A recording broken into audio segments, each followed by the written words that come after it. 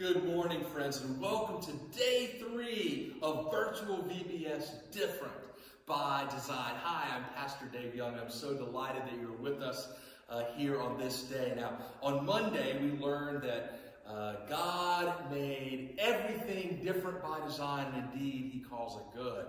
Then yesterday, I hope you heard clearly that God makes you different by design, and indeed calls you good. And today, we're going to learn about being good neighbors. We're going to learn about how we can see how God has made all people, all of our neighbors, different by design and calls them good too. So that'll be our theme for this day as we continue to see the wonderful beauty of God's creation in the people and the animals and all of the different parts of creation, whether it's soil or food or the seas or whatever it is, that God makes everything different by design so it all works together to glorify Him and to help us see the beauty of this world that God has given us. So today we're going to focus on our neighbors and those who are different from us, but how they are special too and how we can be good neighbors with them. So, are you guys ready to stand up and get some movement going? We're going to keep going with our song that we're using this week. La la la la la hallelujah. So we've done a number of different things. Today, I want you guys to fist bump, and then I want you to give hugs. And then the final thing I want you to do, I want you to do Superman flies. All right? So, fist bumps, hugs, and Superman flies. You got it?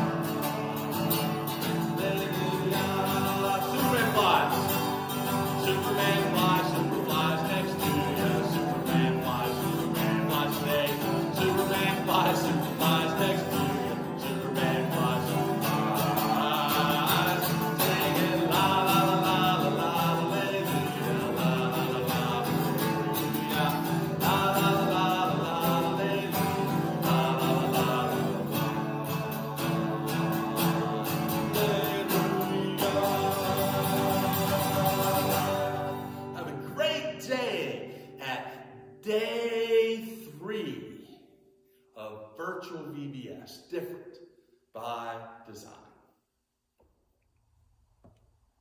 Hey guys, welcome back to virtual VBS. I'm Ella and this is Noah and we are your reading buddies. Today is day 3. Noah, take it away. Today we're going to be reading about the Good Samaritan story in the Gospel of Luke from the Spark Story Bible. The Good Samaritan. A clever man who thought he knew all the rules for living God's way asked Jesus a question. He wanted to see if he could trick Jesus into giving the wrong answer. "Teacher," he said, "what must I do to live forever with God?" Jesus asked another question. "What do the commandments say?"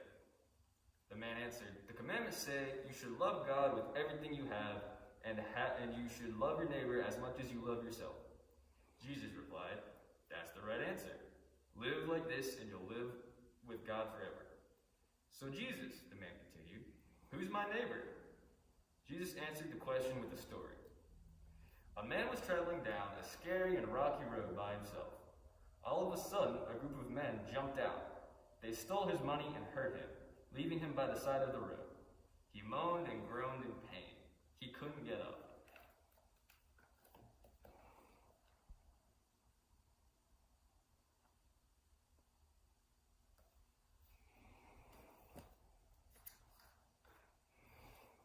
A little while later, a priest was going down the road. He saw the hurt man and passed by him on the opposite side of the road. Later, another man came along and passed on the other side of the road too. When a Samaritan came along and saw that the man was hurt, he stopped to help. A tear ran down the Samaritan's cheek as he bent down to help the hurt man. He put bandages on the man's cuts. The Samaritan huffed and puffed as he tried to lift the man onto his donkey.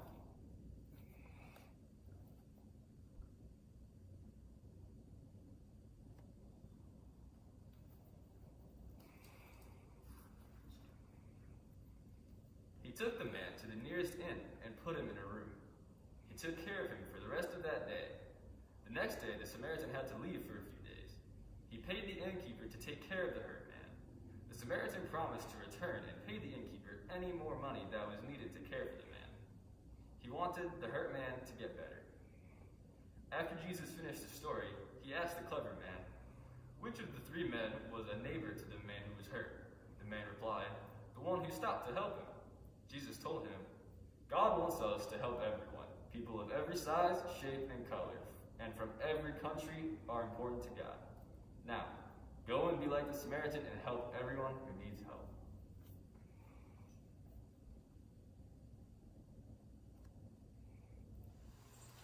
Thank you, Ella and Noah, for reading our scripture for us today. A great story, the story of the Good Samaritan.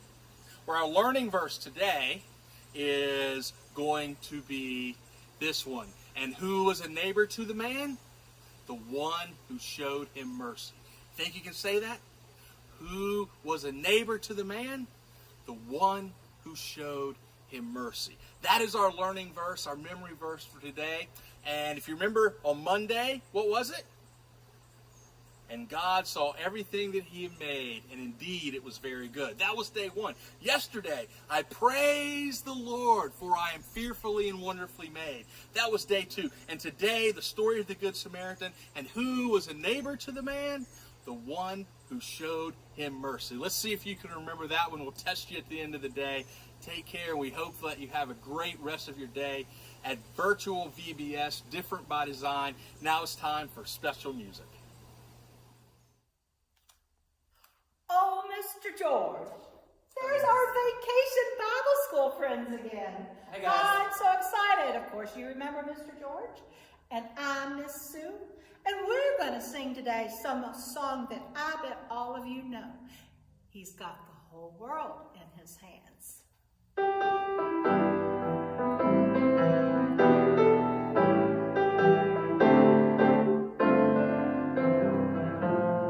He's got the whole world in his hands. He's got the whole world in his hands. He's got the whole world in his hands.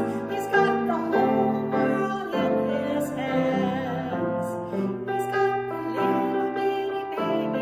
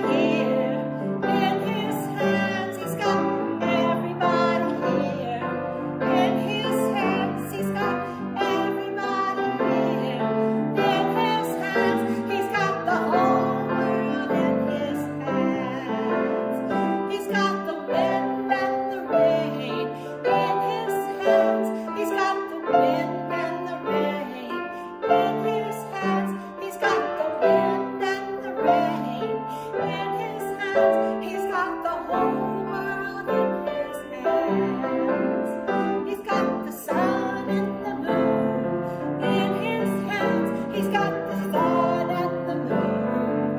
In his hands, he's got the sun and the moon. In his hands, he's got the whole world in his hands. Come on and sing it.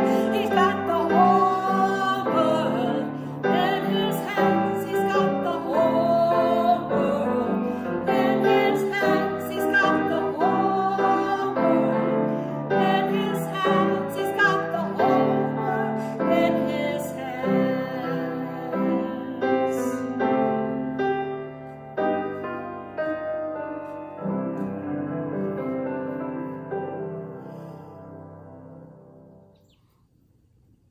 Hey everybody!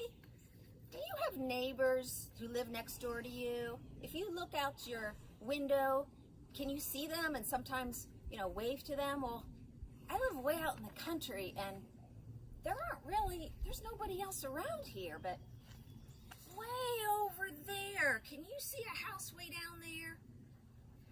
Well, that's where my nearest neighbor lives.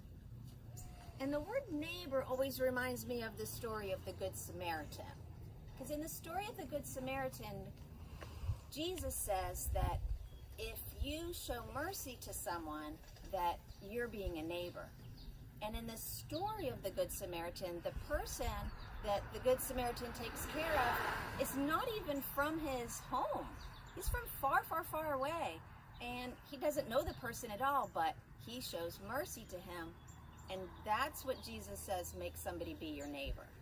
So it makes me think that if somebody lives right next door and I can wave to them out my bedroom window, or if somebody lives far away, or even on, say, the other side of the world in a different country and they don't look like me and they don't talk like me, no matter what, if they show mercy to me or I show mercy to them, we're being a neighbor. And I think that's really cool. So, I wonder how you think about having 10,000 neighbors. Do you want that? Well, I have a surprise for you today. Because there's certain animals that live with 10,000 neighbors, and sometimes, believe it or not, in a really big home, up to 60,000 neighbors. Which I can't even imagine how big that number is. I think it's cool that Jesus had the idea that your neighbor could be somebody that you never met. It's like he was a really big picture guy. That's cool. I can hear my dogs barking in the background here. All right, so this is my honeybee suit.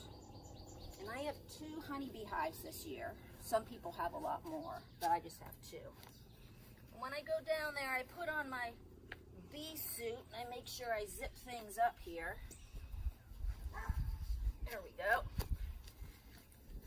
I feel a little bit like Mr. Rogers here with his kids.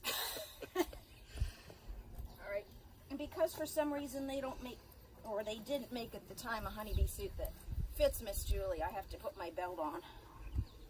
There's no place to put suspenders. All right. So let's see here. Have some tools I should show you. We have the bee tool. You'll see what that's for in a minute. We have a bee brush. We have gloves for obvious reasons. And we have a smoker. So come on down here with me and I'll show you a little bit more up close and personal.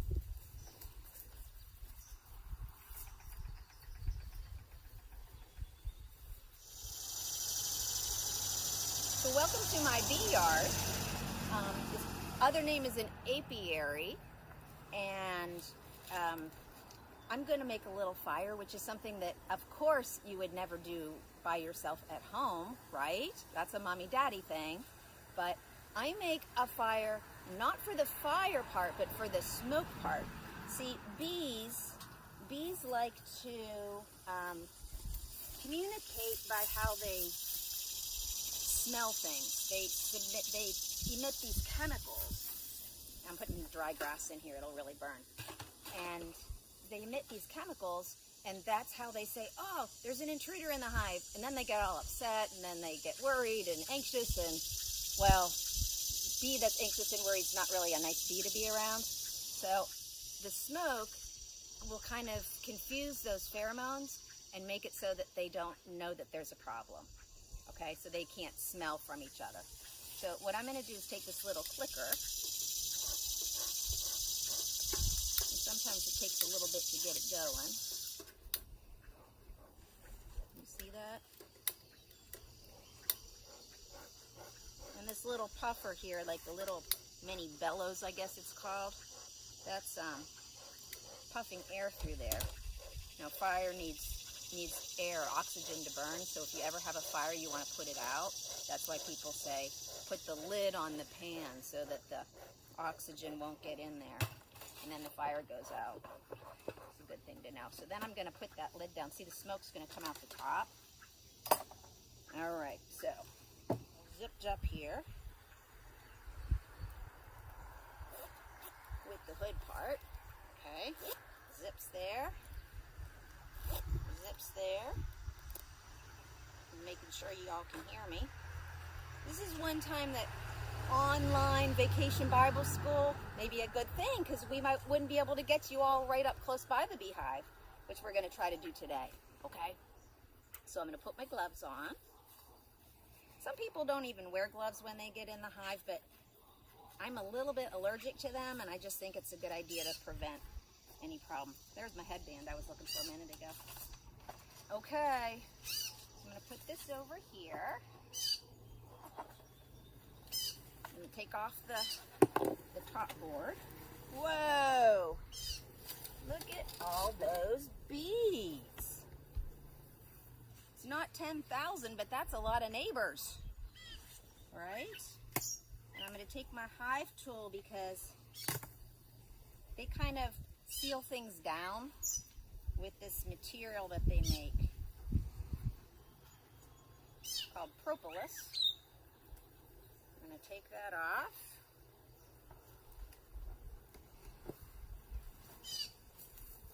And I'm going to give them a little puff of that smoke we were talking about before. Some of our fire went out. Let's give them a little bit more. What do you say? Just a little bit more.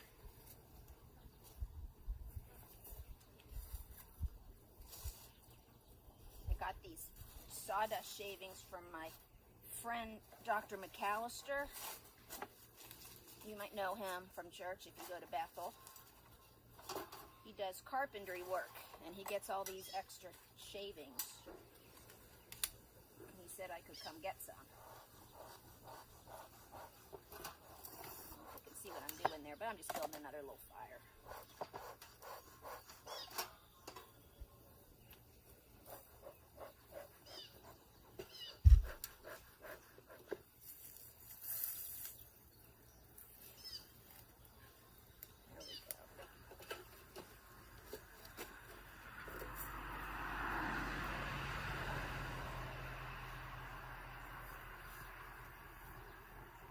Bit through the front. That's where they fly in and out when they're going to go get on flowers and get nectar. Okay, so let's take a look at what's going on in the hive. Okay, I like to separate the frames a little bit because somewhere inside here is a single bee who's different than the rest.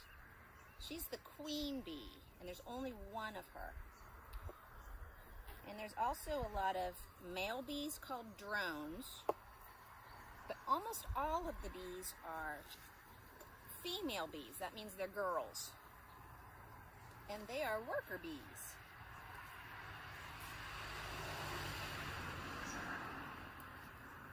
I got this one stuck down. Hold on 1 second. Let's try again. This is a new box I just put on. It's called a super. There we go. Yeah, they haven't filled it up yet. There's a little bit of nectar in there. But I'm going to go down a box. So, because I want to show you bee babies. So to do that, maybe I'll just get this out of our way. pays to move slowly when you're in the bee yard. No reason to rush things.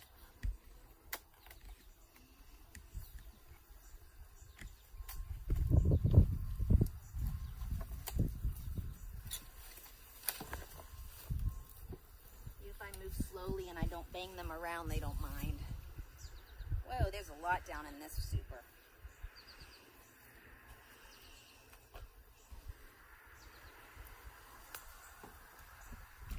Alright, this one's called the brood box. Brood means the babies.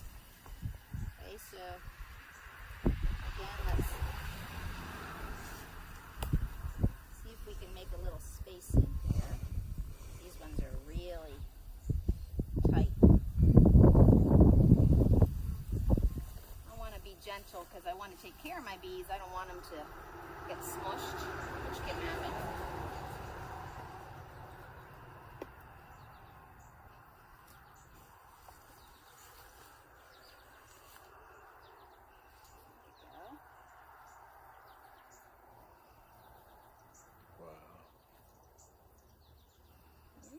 Okay, I'm gonna move slowly here.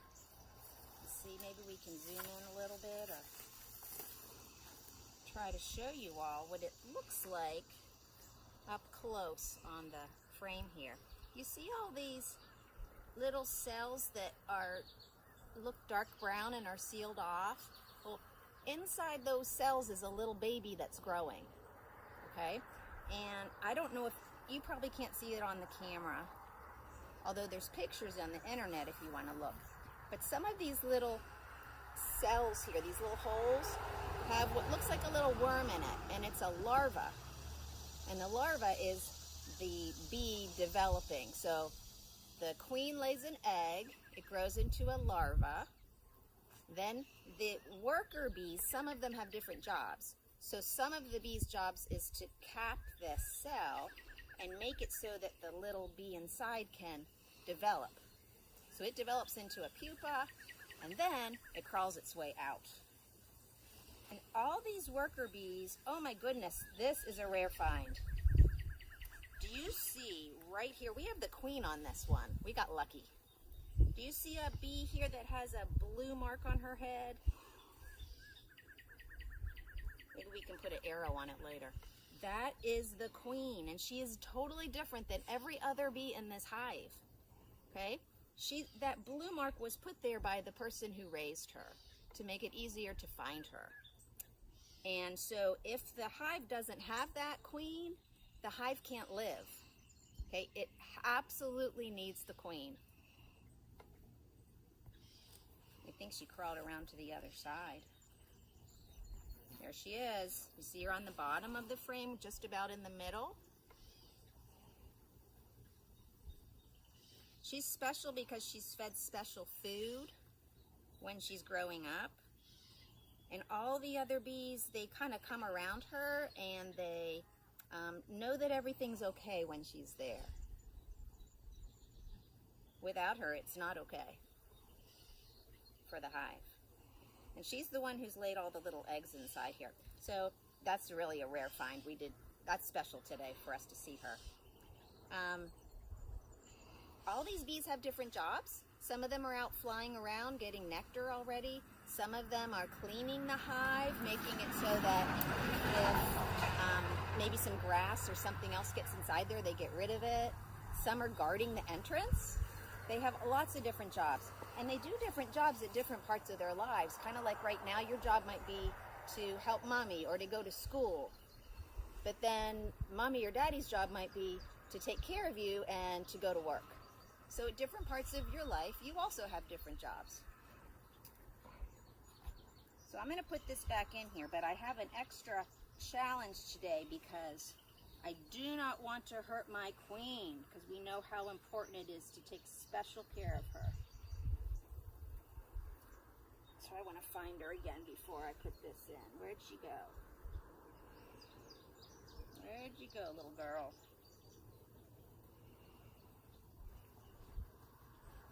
There she is, right there. I want to make sure that when I get up to sliding this in, she that I move slowly and get her all tucked back in. Awesome. Well, we know that this colony is what's called queen right, which means they have a queen and they're happy and they're making honey, which I would love to show you honey. Hold on. There wasn't really honey on that one, was there? That one has honey, but it's right next to the queen. This one.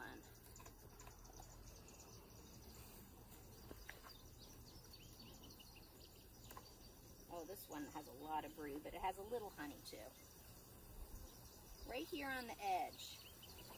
Oh, that's got a lot of brood. That's great. But see right there, that capped honey? That would taste so good. I love honey.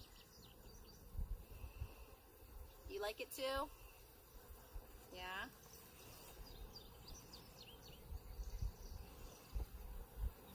Okay.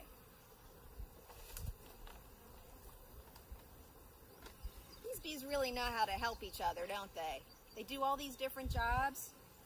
I guess they are really good neighbors, just like the Good Samaritan. What do you think is cool, the most cool about honeybees? Can you remember that? And can you bring those ideas to your Zoom crew tonight? And then you can share it with everybody, okay? That would be awesome. I love honey so much that I think I would even go swimming in honey. You want to go swimming in honey? You know who else loves honey? My friend Mel. My friend Mel loves honey. Hey, Ms. Mel, you love honey too, don't you? Hey guys, welcome to day 3 of Bethel's Vacation Bible School Crafts. I am Mel Siebert, and this is my wife, Kristen Siebert. You guys probably know us from around church. Lily was here coloring for our craft, but she has gone. Today we're going to talk about how God makes our neighbors different and how that's good. And we're going to talk about bees and how they're good, and we're going to make this little jar that says caught being good, and you can use a mason jar and paint the lid and either make a tag and draw a little bee, or you can draw right on it like I did with this big bear jar for you guys with more than one child. We put candy in this one. This one's got candy and some popcorn, some better for you treats, some incentives like going to the movies.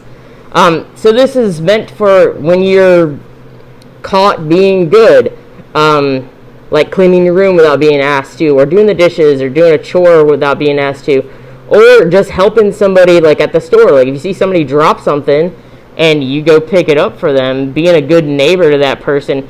Your parents can say, hey, that's awesome, you've been caught being good when we get home. Or if you are at home, you can come grab one thing out of the jar for being a good Samaritan. Because we were talking about the Good Samaritan story today. So we're all different people, and we all need to work together to be good neighbors to each other. Kristen's over here drawing the little bee on this jar. She's using a paint marker. I found that using the paint marker was easier for me to draw the bee. Kristen drew this bee with a paintbrush because she's a little bit more talented. You can color in the tag. You can have littles color in the tags. You can color right on it with the paint markers. You can also paint right on it with a regular paintbrush and jar paint. I used a Sharpie to write the little message on here, just because if you're using crayon, you could smudge it through and everything. You can probably buy, like if you have those little labels for like an office label, you could make a label like that. You could kind of do, if you wanted to do like a sheet of paper, you could cut one to size and put it around the jar like that. There's a whole lot of different things you can do. I know we've been talking about reusing things, so this was probably a jar of spaghetti sauce at one time. And you'll probably recognize this guy. This was a huge jar of animal crackers. And so we emptied that thing out, and I said, oh, that'd be perfect for VBS for our being good craft. What else could you use? Coffee can? You could use a coffee can. You can't see through that though, really. So you don't know what's in you there. don't know what's in it. That'd kind of be fun though. It'd be like surprise. What else could you use? You could use any kind of like plastic.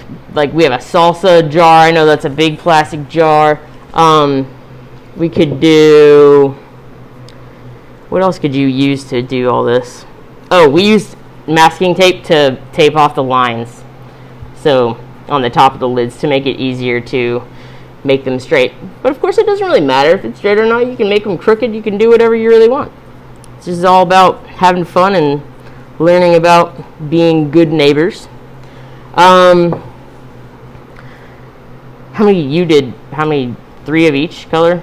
You only did, yeah, so 3 or 4. 4 dots of each color on here, and then we did like little lines for like where the bee flies. I just did whatever I wanted over here because that's kind of my style. Other than that, do you have anything extra to add for today's craft? No. No, looks pretty good. Lily bailed on me, so she was trying to finish this for us, but didn't quite make it.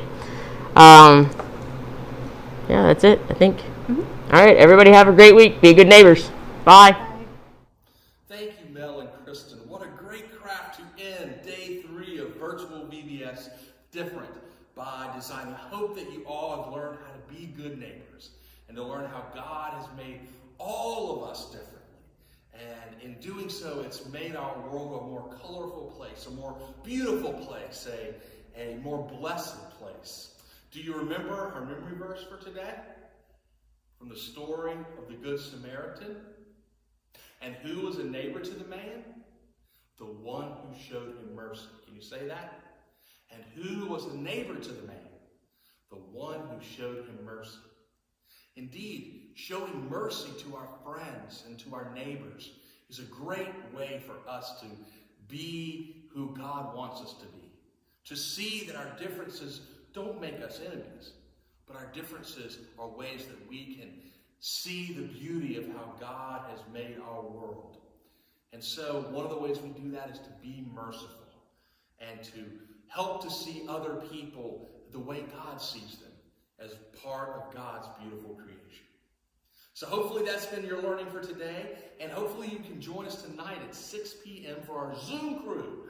If you haven't registered already and you'd like to, please do go to our website, bethelwinchester.com, and you can register there at the VBS logo. It'll show you how to do that. You'll receive a link for the Zoom crew gathering this evening at 6 p.m. Hope you can join us. If not, we'll see you tomorrow at our final day, day 4 of virtual VBS Different by Design. Bye.